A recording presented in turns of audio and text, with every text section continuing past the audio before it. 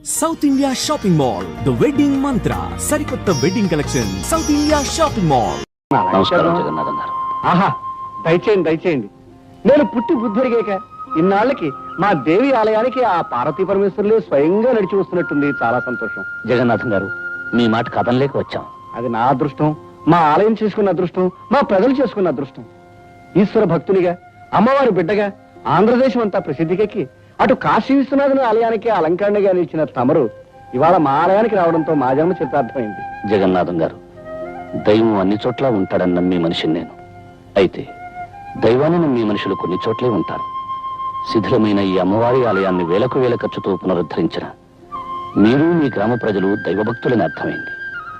మీ మధ్య ప్రశాంతమైన ఈ పల్లె పట్టున అమ్మవారి ఆరాధనలో నా జీవితాన్ని గడపాలని ఆశించి వచ్చాను. వచ్చిన మీ జీవితాలు, ఇక్కడున్న మా అందరి జీవితాలు తరించే రోజు వచ్చింది శంకరాచార్య గారు. మంచి రోజు చూసి ఆలయంలో అర్చన ప్రారంభించండి. అలాగే. నమస్కారం.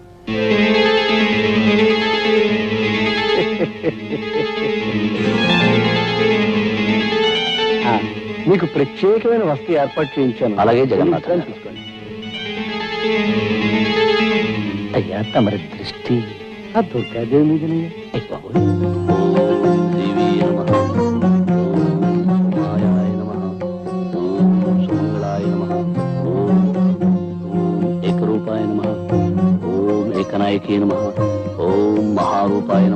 ఆ మధ్య గోదావరి పుష్కరాల నాడు రాజమండ్రిలో ఆచార్య గారు అభిషేకం చేస్తుంటే కళ్ళారా చూశాను. ఏం శోభ, ఏం తేజస్సు, ఎంత ఆకర్షణ. అప్పటి నుంచి నా మనసు వారి మీదే లగ్నమై ఉంది. ఏనాటికైనా వారిని మన ఊరు తీసుకురావాలనుకున్నాను, తీసుకొచ్చాను. తమ చూపు పడితే వదలరుగా. నిజంగా మన ఊరికి తమరు మహోపకారం చేశారండి. అప్పుడే అక్కడ ఇంకా చాలా చేయదలుచుకున్నారు ఆయన. ఒక్కొక్కరికి ప్రత్యేకంగా చేస్తారు, చూస్తూ ఉండండి. పంతులు, మరీ ఎక్కువగా పొగిడేకయ్యా.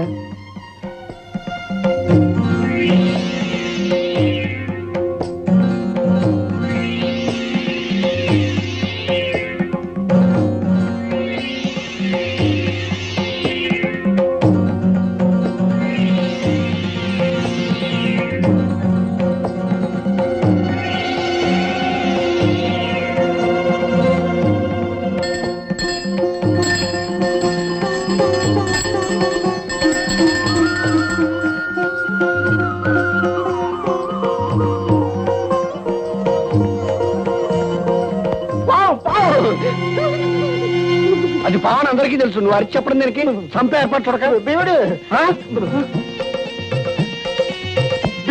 జగన్నాథం గారు, మీరందరూ కంగారు పడేదాన్ని ఏమీ చేయకండి. అది నా కూతురు రాధమ్మ తెలుపుడు పాము. హారతి తీసుకోవడానికి వచ్చింది. పావుని పెంచడం ఏమిటండి? ప్రమాదం కదండి. మనిషి కంటే ప్రమాదమైనది కాదండి. నిజంగా మనం ప్రేమించగలిగితే ప్రతి ప్రాణి మనకు ప్రాణం ఇస్తుంది. ఇది నా నాగరాజన్న.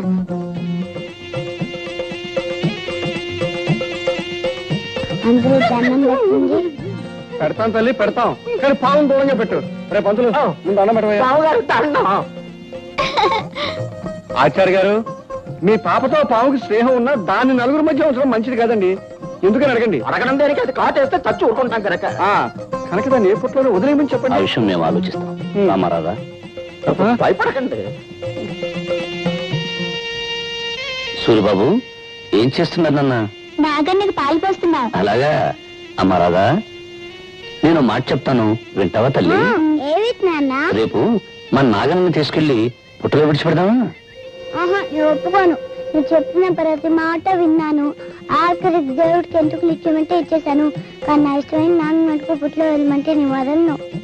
అది కాదమ్మా, నీ జుట్టు దేవుడికి ఇచ్చావు, పుణ్యం వస్తుంది. అలాగే మన నాగన్ని పుట్టలో విడిచిపెట్టావనుకో, ఇంకా పుణ్యం వస్తుంది. నాకు పుణ్యం వద్దు, ఏం వద్దు. నాకు నాగన్నే కావాలి. చూడమ్మా రాధ, పక్షులు గోళల్లో ఉండాలి, పులులు అడవుల్లో ఉండాలి, పాములు పుట్టల్లో ఉండాలి. అప్పుడే అవి స్వతంత్రంగా హాయిగా ఉంటాయి. పెంపకం పేరుతో వాటి స్థానాల్లోంచి తీసుకురావడం పాపమమ్మా. ఇది మామూలు పాము కాదు, నాకు నాగరాజన్న. అందుకని నువ్వు భయపడకపోవచ్చు, కానీ ప్రతి వాళ్ళు భయపడతారు. ఆ భయంతోనే మన నాగరాజుకి ఏదైనా ప్రమాదం కలగచ్చు. నిన్న చూడు, జగన్నాథం గారంతటి పెద్ద మనిషి భయపడ్డాడు. నిజంగా ఆయన పాము కంటే ప్రమాదకరమైన మనిషిలా ఉన్నాడు నాన్న.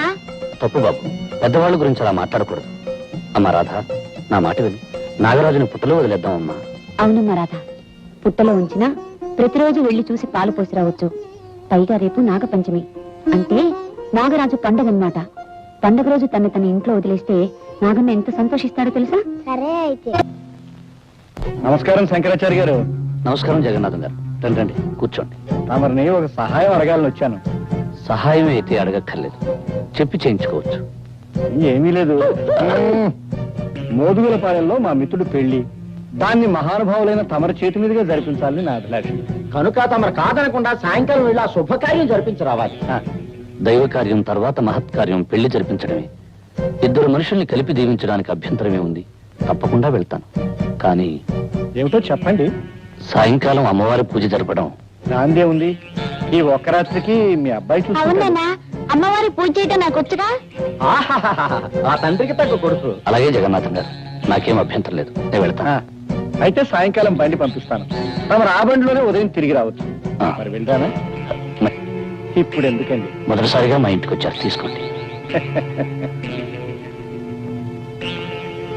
తీసుకోండి.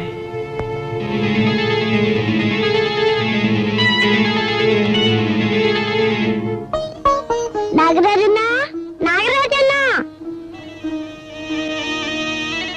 నాగరాజన్నా, నేనెప్పుడూ ఒంటరిగా వదలలేదు.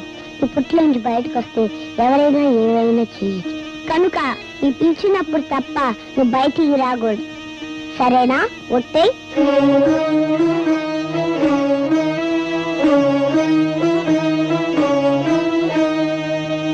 నాన్నగారితో నేను వెళ్తానమ్మా. నేను వెళ్తానమ్మా.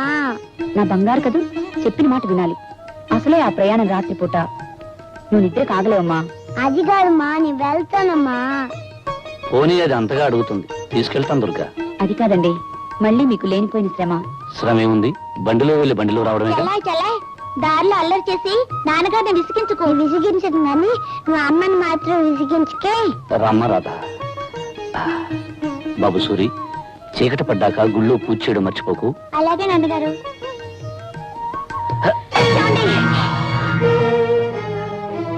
ఏం పర్వాలేదు, జాగ్రత్త.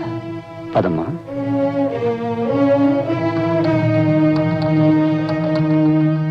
ఓం జగన్మాతాయ నమః. ఓం కాళియాయ నమః.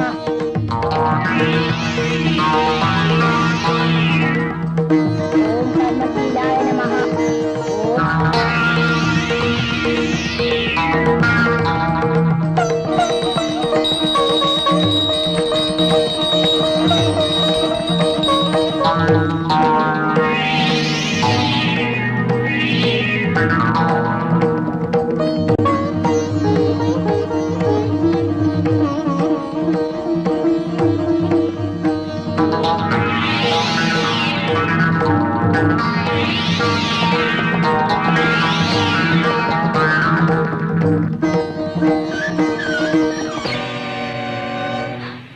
జగన్నాథం గారు. అవును, జగమెరిగిన నాథుణ్ణి, జగన్నాథం.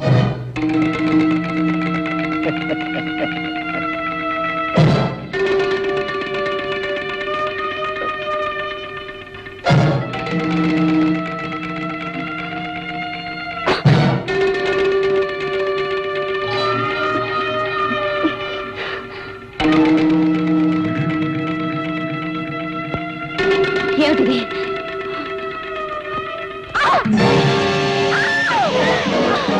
పిలిచినప్పుడు తప్ప నువ్వు బయటికి రాకూడదు. సరేనా?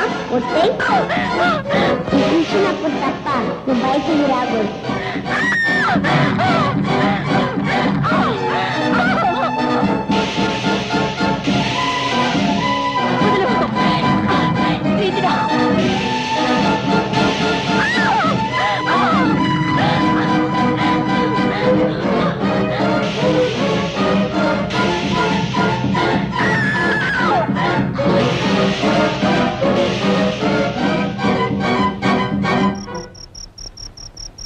అమ్మా,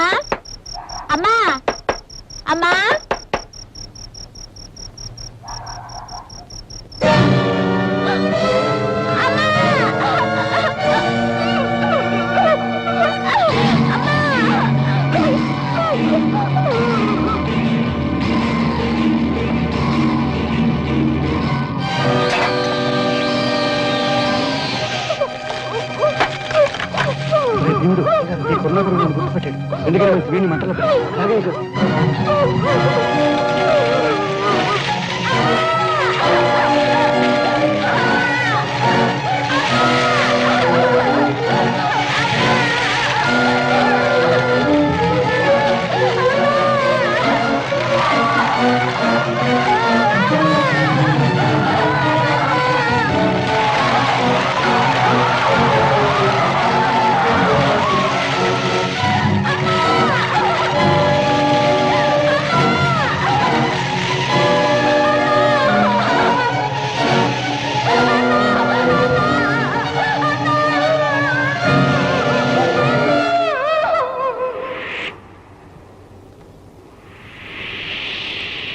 నాన్న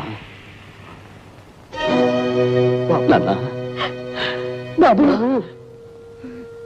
ఈ నాన్న మీద కోపంతో రావేమో మీ నీడను అనుకున్నా. పెరిగిన వాడిని మీ మీద కోపం ఎందుకు తెచ్చుకుంటాను నాన్న? అది కాదు బాబు, ఆయనన్న మాటలకు నువ్వు మనసు కష్టపెట్టుకొని అదేమిటమ్మా, ప్రేమతో ప్రాణంలా పెంచుకున్న మీకు కాకపోతే నన్ను మాటలనే అధికారం ఎవరికుంటుంది? అదేమిటి బాబు, పెంచుకున్నా పెరిగినా అంటున్నావు? నేనన్న మాటలు చెప్పిన విషయం నిజమేనా అనుకుంటున్నావా? లేదు బాబు, నిన్ను దారిలో పెట్టాలని ఆవేశంలో నువ్వు మా కొడుకువి కాదు అన్నాను, అంతేగాని. ఎందుకు నాన్న నన్ను ఓదార్చాలని ప్రయత్నం చేస్తావు? పాలు తెలుపు కాకి నలుపు అనేవి ఎంత నిజమో, నేను మీ కొడుకును కాదు అనేది అంత ఖచ్చితమైన నిజం. అవునమ్మా, చాలాసార్లు నాకు నిద్దట్లో అర్థం లేని కళ్ళలా కనిపించే దృశ్యాలకి అర్థం తెలిసింది. చెదిరి చెరిగిన గతము నాకు స్పష్టంగా గుర్తొచ్చింది. నేను మీకు నీటిలో కొట్టుకొచ్చి దొరికాను కదూ, ఆ ప్రవాహంలోకి నేను ఎలా పడ్డానో నాకు తెలిసి వచ్చింది. దానితో నా కర్తవ్యం ఏమిటో కూడా నాకు ఇప్పుడు తెలిసింది. ఏమిటి బాబు, ఏమిటి నువ్వు అనేది? నాకు జన్మనిచ్చిన తల్లి చనిపోయి ఉండొచ్చు, కానీ నా తండ్రి నా చెల్లెలు బ్రతికి ఉంటారు. వాళ్ళు కలుసుకుని తీరాలి. అంటే మమ్మల్ని వదిలి వెళ్ళిపోతావా? ఈ లోకంలో ఎవరు ఎవరితో శాశ్వతంగా ఉంటారు. జన్మ ఇచ్చిన కన్నవాళ్ళని వదిలి కట్టుకున్న వాడితో కలిసి వెళ్ళిపోతుంది ఆడపిల్ల. 9 నెలలు మోసి కని పెంచిన తల్లిని వదిలి తన దారిని తన భార్యతో వెళ్ళిపోతాడు మగపిల్లవాడు. జీవితాంతం కలిసి ఉండాల్సిన ఆరుమగలలు ఎవరో ఒకరు ముందుగానే శాశ్వతంగా వదిలి వెళ్ళిపోతారు. ఎంత గొప్ప బంధమైనా కొంతకాలమే ఉంటుంది, కాలమంతా నిలిచి ఉండదు. ఏమంటారు? ఏమంటాం బాబు, నువ్వు చెప్పేదంతా నిజమేగా. అందుకే ఇంతకాలం దూరమైన నా వాళ్ళని ఒక్కసారి చూడాలని ఉంది. బాబు, అమ్మా, ఈ జన్మలో మీ రక్తాన్ని పంచుకోకపోయినా మీ ప్రేమను పంచుకున్నాను. వచ్చే జన్మలో మీ కడుపునే పుట్టాలని, మీ బిడ్డగానే ఎదగాలని ఆ దేవుణ్ణి మరీ మరీ కోరుతున్నాను. బాబు.